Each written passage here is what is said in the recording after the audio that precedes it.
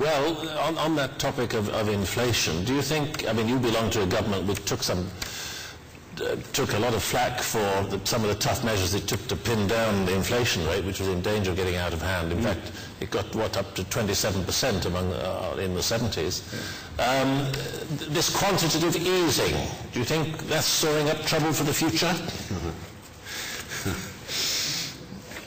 Well, you know, I've got a sort of a politically uncharacteristic approach. I don't think anyone actually knows the answer to these questions. I mean, I had great doubts about the boom. We all were involved in it. I'm not in any way suggesting I had a wiser approach to anything. But I was always uneasy about the fact that we were borrowing, everyone was borrowing this money, and there were massive imbalances around the place. And I'm also uneasy that we may have overdone the capital write-downs that have taken place. I mean, I started off life in an accountant's office. I make that declaration, so no accountant here is offended by what I say.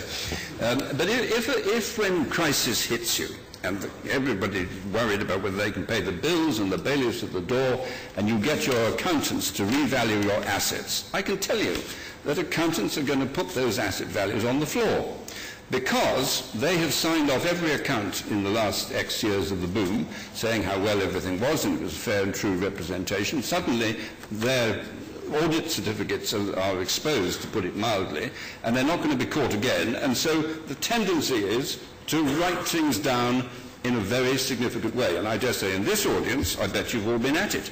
And I can't blame you. But the weakness of it all is that you write everything down, but the truth is it isn't for sale. So it's not, it looks worse than it is.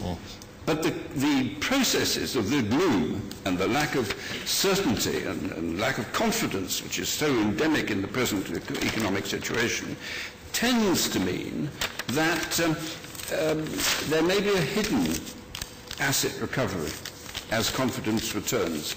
And then you add to that the massive injection of funds, and one begins to wonder about inflation.